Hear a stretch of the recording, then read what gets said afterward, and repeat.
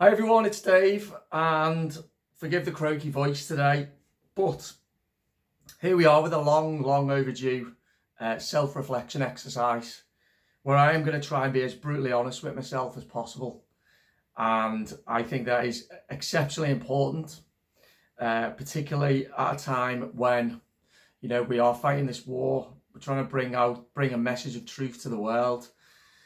It's important to stay introspective, to reflect all the time as much as we can on who we are, who we think we are we in line with our values, how are we affecting those around us and the world in general, and are we developing as individuals. So that's what I want to do. Obviously the channel's called The Imperfect Individual, and it explores the relationship between the individual and society. So if anyone's serious about exploring their relationship as an individual with society, they must ensure that they are being very honest with themselves about what their strengths and weaknesses are, and that's what I do try to do. However, as I say, this is long overdue. So I've got a list of 10 values here that I drew up last summer. I've got my coffee here as well. I'll make this quite a relaxed video with my strong black coffee. List of 10 values that I was able to ascertain after a series of self-reflection exercises. And what I've done is I've realised that 2 of those values I need to demote from the top 10. And those values are forgiveness and diplomacy. So they are no longer going to feature in this video, and they've been replaced with truth and freedom. So there's been a little reshuffle around of the values because I'm ranking them from 1 to 10. So there's unfortunately no room anymore for forgiveness and diplomacy. They would be number 11 and number 12. Obviously still very important. The subject of the value of forgiveness is an interesting one because, yeah, I'm struggling on that front. And that's something that I need to really dig deep into that concept of forgiveness. But I'm finding it hard to forgive people's acquiescence to this tyranny that we're all facing. In fact, I'm not in a place to forgive it. I can't. I simply can't. So let's forget that one for the time being, and that will be revisited in probably the years to come, not even the months to come. And diplomacy, and it's interesting because I've always been a very diplomatic person. Naturally, diplomacy comes easy to me. In fact, I had a job where diplomacy was a very important skill to have. But trying to be diplomatic at a time of war, there's not much room for it. And I've tried to be diplomatic with trying to understand other people's take on things and empathise and try and find out where they're at, with very little success. So I've made the decision pretty long time ago now to, just speak it as I see it. Forget the diplomacy. Is there even a much of a place for diplomacy at the moment? I don't know. For me, the ability to be diplomatic, society needs diplomatic people and diplomacy, but it needs even more courage, truth, responsibility, and these types of things. So diplomacy, yes, I am a diplomatic person, but I've learned also that I think the best way for me, I remember reading a quote once, and it said something along the lines of, if you're nice to everybody and everybody likes you, you must be doing something wrong and you don't stand for anything. And I remember at the time, this was years ago, thinking, no, that's totally wrong, because I wanted to be liked. I wanted to be nice. I wanted to be liked. However, when I look back, I realised not that I wasn't standing for anything, because I was, but I wasn't standing up for what I believe in as much as I should have been. And now I am, and the price to pay for that is you will divide opinion more, and I'm comfortable with that now. Anyway, so let's crack on with this. Number one, my number one value, and I'm going to try and rank myself out of 10. I'm going to try and be as brutally honest as I can and rank myself out of 10. 10 meaning I'm fully aligned, and 1 meaning I am completely out of alignment, and we'll see how we do. So number one, number one value for me, truth. Talk about truth a lot. Not the truth. Personal truth. Personal truth. Looking at the world through my own eyes. Trying to be aware of preconceived bias. Trying to be aware of brainwashing or attempts at brainwashing. But more to the point, making the effort to understand what it is that I'm seeing. To see things through a kaleidoscope of colours rather than black and white. And the most crucially of all, telling the world what I see and why I see it and why I think it. That for me is personal truth. It's something that comes, it's innate, it's an essence, it's a higher power. And it's something that I need to listen to. And when I hear instructions to do or to not do something, I must do it. That for me is personal truth. That for me is saying the things that are difficult to say, doing the things that are difficult to do. That for me is not respecting laws that are clearly tyrannical and clearly immoral.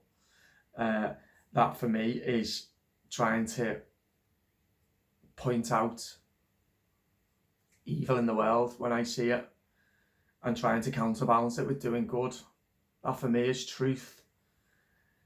Speaking truth, living through truth, embracing truth.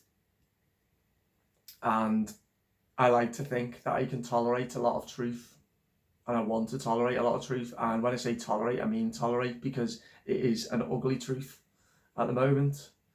It's a brutally ugly truth. And I see a lot of people either believing or being complicit in a beautiful lie. What's the beautiful lie? That we're going to go back to normal. So I'm going to give myself a very high score, and I am going to give myself 9.5 for that. So let's write that down. And I feel comfortable with doing that. Number 2 is freedom, which for me is related to truth. And when I think of, just have a sip of coffee. When I think of my country, the United Kingdom, I think of the word freedom springs to mind. I feel lucky that I was born into a democratic, free and open and fair society. You know, in proportion, obviously, there's you can always be more of anything, but in comparison to many countries around the world, to be born in 1982, as I was, in the United Kingdom, was to hit the jackpot, was to strike gold. And one of the things that has shocked me is people's not only lack of appreciation of freedom, but their seeming rejection of it, really. And I think I understand why that is, and this is where I come in. Obviously, this is about my values. Excuse the croaky voice. Is to embrace freedom is to embrace responsibility, which is difficult. To say, right, I'm going to make my own decisions for my own life. I'm going to reject societal convention where I don't agree with it.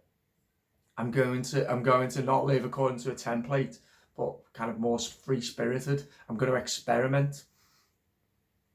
I'm going to open my mind. And I'm going to defend people's rights to freedom, to free speech, to democracy. And I think that's what I'll try and do with these videos. And what I'm also doing with the book that I'm writing as well. And I will talk a lot more about that in the coming weeks. So, freedom, yes, I'm going to give myself a high mark for that, because in my life at the moment, I am dedicating it to truth and to freedom, because, well, for me, it's a matter of life and death. It's a matter of freedom against totalitarianism, peace versus terror, like I say, life versus death. So why wouldn't I dedicate my life to that? Why wouldn't I be doing these videos? Why wouldn't I be writing the book? So I'm going to give myself a 9.5 for that as well. Don't worry. There will be a few further down the list where I give myself very low scores. It's just at the start. I do genuinely feel I'm in alignment with those two values. Now, the next one is balance, which I've always struggled with. Balance. To find an equilibrium in life is difficult. To find a place to live and exist in a place where you feel at peace, you feel tranquil, you feel calm, is difficult. And I'd say it's more difficult really in terms of the practically doing it, really. Because I know the things that are good for me, and I'll come down to this later with self-care, and that I know the things that do give me peace and tranquility, and I don't always pursue them. So balance. Balance between what? Well, balance between, like I say, self-care and giving myself time. The balance between speaking, elucidating myself to the world and holding back. Balance between accepting and challenging. That's a big one. The balance between so many different competing phenomena. It's very, very difficult. But for me, balance is calm, and I'm probably not doing a particularly good job of it at the moment. Although slightly better, I would say. And maybe I need to go a little bit easy on myself because of the nature of what it is that I'm doing. The nature of what it is that's going on in our external world, and that if you're watching this, as you probably know, only some people are engaged with it, whilst the rest bury their head in the sand. It's putting a bit of an unfair pressure on those of us who are engaging, debating, raising awareness. So let's give myself a 5 for that. Perspective. I'm going to give myself a high mark for perspective, because to exist as a sane person in a world that's completely lost its mind, and to be able to come through that, it's exhausting. Honestly, it is emotionally, physically, mentally, psychologically exhausting to live in a world that has lost its mind.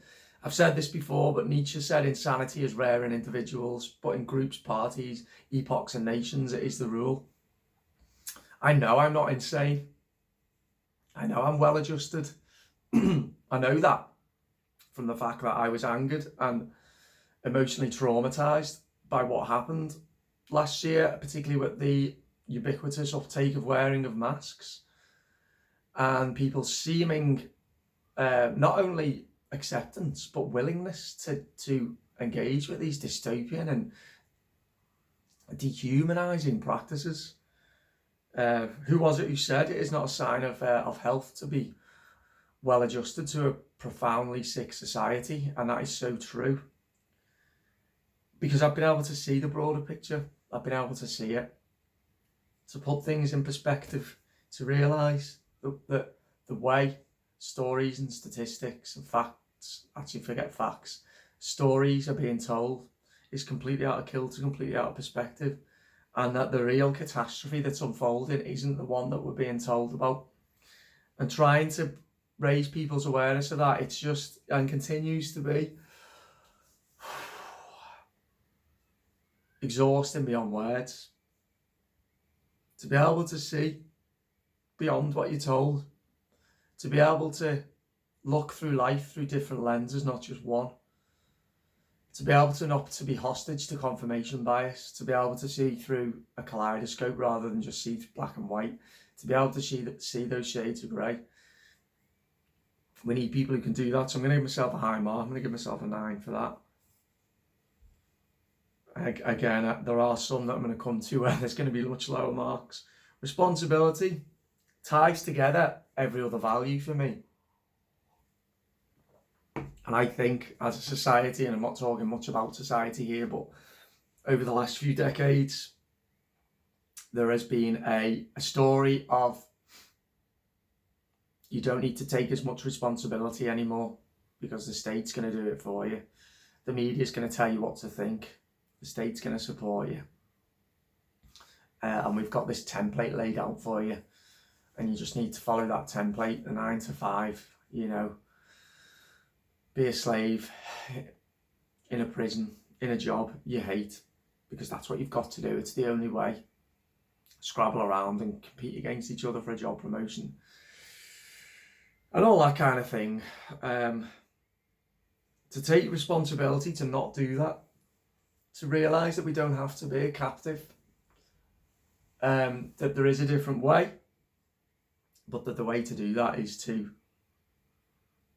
go deep into the issues, to challenge the stories that were told by the media, by society as a whole, teachers, parents, and to challenge every single thing that we're told. And you begin to realise, I was talking about this last night to someone, you begin to realise that, and this is what I truly believe, I really do, that everybody is born a genius. And you can discover your genius if you dig deeply enough, if you're brave enough and you're introspective enough and you're willing to find your own personal truth, which is an emotionally traumatic process. You can then find your genius. And once you realise that your potential is far greater than that which society would like you to believe, you've reached a dangerous level of freedom. And it's about taking responsibility to do that. And I think I've done that. However, there's other areas of my life where I haven't taken responsibility. I can still be lazy. I can still be very selfish. I'm neglecting large elements of my own health. Or not neglecting them, but I'm not nurturing them as much as I should. So responsibility ties together all of the values that I'm talking about, really. So I'm going to give myself a 6 for responsibility. Which moves on to discipline, which is going to be a lower mark, because I've always been ill-disciplined. Whether at school I didn't really ever properly apply myself, at university I certainly didn't properly apply myself, I was bored. But even when I find things that I enjoy, I don't apply myself properly. Playing football, a lot of the time I was decent. I'd often not apply myself, I was lazy. Sometimes falling into the trap of, probably particularly with academic type stuff, where it's a little bit, I felt bored, not challenged. And again, when I look back, I think it's because it was constricted. It was an education. It was not necessarily a challenge of my intelligence. But discipline when it comes to health matters, fitness. Have I ever really pushed myself? Probably not. So discipline, it's so important. And it's something that I'm improving on. I'll say that. I am more disciplined. But I could get out of bed earlier. I could drink less coffee. Although in saying it, I am drinking less alcohol. I am drinking less coffee. I'm not getting out of bed earlier. I could be being more productive with my work. I could be choosing to focus on creating more rather than consuming information that's not doing me any good. So I'm only going to give myself a 4 for discipline. Self-care. Still struggling to get over an operation, big operation I had last August. So I'm feeling always in some level of pain with my back, joint pain. But again, I mean, getting over the operation, that's just a natural process, but tie that in with the joint pain I feel and the fact that I probably don't look after myself, no, definitely don't look after myself as much as I should when it comes to self-care. If I do yoga, half an hour yoga every single day without fail, my back is 70% better. So the reason I don't do that every single day, it's interesting, isn't it? I also need to feel like I need to make it a priority of mine. I mean, when you think about it, it's a ridiculous notion that for so many people, self-care isn't a priority. when you think about it. But I feel I need to make it a priority of mine to learn more about nutrition, to learn more about physical health, I would say, than I am at the moment. I am neglecting my own health to a degree. Again, not as much as I was. I walk miles. I'd like to think my heart's in pretty decent shape. It should be. I walk absolutely miles. I get a lot of fresh air, I get a lot of vitamin D. It's not all bad. And I do eat a hell of a lot of healthy stuff. Me and Sarah, we cook fresh every single night. We'll have a takeaway maybe once every 2 weeks. So in terms of nutrition, I'm probably pretty good, but I eat too much chocolate, far too much chocolate. Drink too much coffee.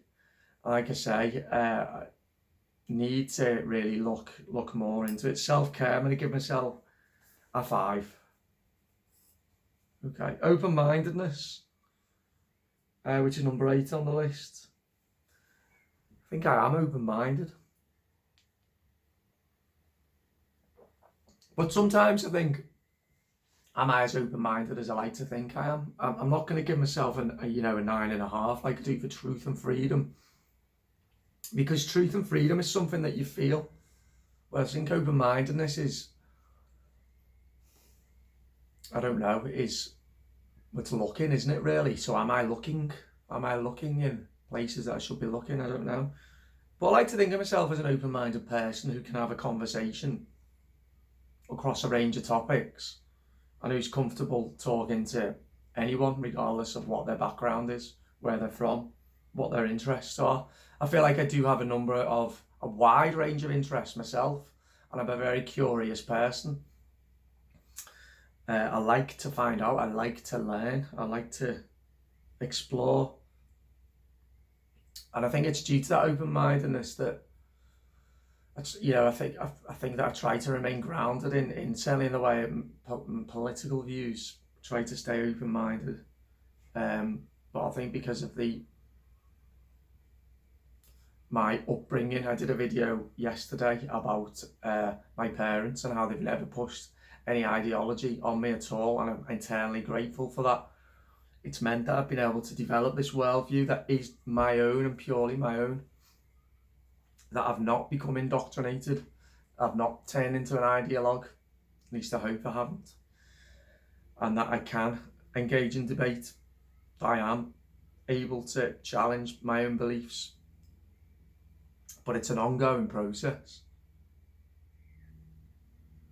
And maybe if I peel away more layers and get more honest, maybe there are some beliefs that I struggle with challenging. So I can't give myself as high a score. I'm going to give myself a 7 for open-mindedness. I'd probably used to give myself a 9, but I'm going to rein that in a little bit because this world, honestly, blows my mind about how corrupt it is. And I think there's still a lot more that I need to learn about it and unearth more in me about how to be the antidote to that. So let's give myself a 7. Gratitude. Gratitude is really, really important. But it's probably one of the values that I've not been living through as much as some of the others on here, such as truth, freedom, perspective. I try to give thanks, but I feel like a lot of my energy at the moment is directed to fighting this war. Staying in touch with the darkness, so I'm able to understand and push back against it by expressing my truth and my perspective and taking that responsibility. And gratitude, it's so important. I'm going to give myself a mid score for this. Oh, probably only a 5. I do try, because I have amazing things and amazing people in my life. I really do. But again, gratitude seems to flow through you when you come to a place of calm, when you feel like you've got that equilibrium, when feel like you've got that balance, that discipline and that self-care. And I'm only scoring myself 4 and 5s on them, so I'm only going to give myself a 5 on gratitude. And finally, self-awareness. Well, hopefully self-awareness is this video. The practice of self-awareness, to remain rooted and grounded, to reflect on an ongoing basis about who we are, who we think who we are, how our interactions with the world affect those around us. Are we putting out positive or negative energy into the world? If we're expressing our truth, and we genuinely think we are expressing our truth, how are we doing it?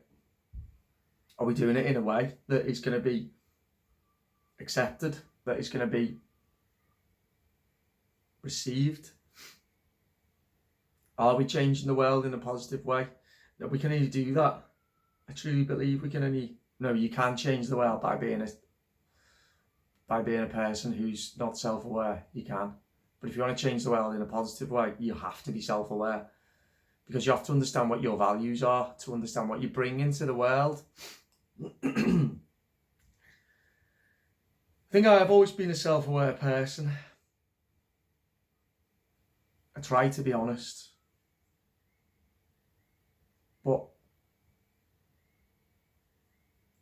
again, I think I've got a lot of work to do, and maybe sometimes I look back over the last year and think,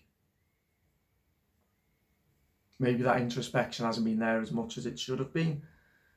I've been maybe distracted in, like I say, fighting this war, and it is a war. It's an information war. It's the more I think about it, the more I think it's the most psychologically damaging type of war imaginable. So I'm going to give myself a 7.5. I'm going to give myself a 7.5. So there we go. That's exercise completed. So let's add up. 9, 18, 23, 32, start again, 9, 18, 23, 32, 38, 42, 47, 54, 59, 66, 67. So that is 67.5 out of 100. So I'm 2/3 of the way to being a perfect person. There we go, 67.5 out of 100. And it's interesting when I look at my list of top 10 values, how some of them I feel like I am really, really in full alignment with, or very closely in full alignment with, whereas others I'm really struggling.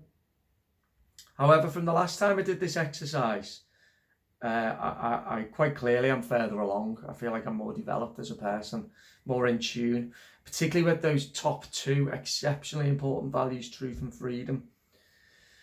And again, this is a pattern in my life. The area where I really need to improve on are areas relating to health, which for me are self-care, balance and discipline. And that is about taking responsibility, which is why I've only given myself a 6 for responsibility, because I could give myself an 8 or a 9 for responsibility if those other values were higher than they are at the moment, in closer to 10. So there we go. There's my top 10 values. There's what I'm doing well, what I'm not doing well. And I need to put this on record. Like I say, I comment a lot on society and society's ills at the moment. Let's also remember what I'm not doing well, as well as the things that I am doing well. Okay, if you do like my content, please do subscribe to The Imperfect Individual as we fight this battle of remembering the importance of the individual, the sovereignty of the individual, and of the power of the individual in society, and how that sovereignty and power and essence needs to be celebrated and cherished and treasured in order for us to have a society that is in any way worth enjoying. Okay, so that's nearly half an hour. I think that'll do for today. Hope you enjoyed the video. Please comment below if you have any thoughts on what I've said. Any comments at all? Yeah, okay. Speak to you soon. Bye bye.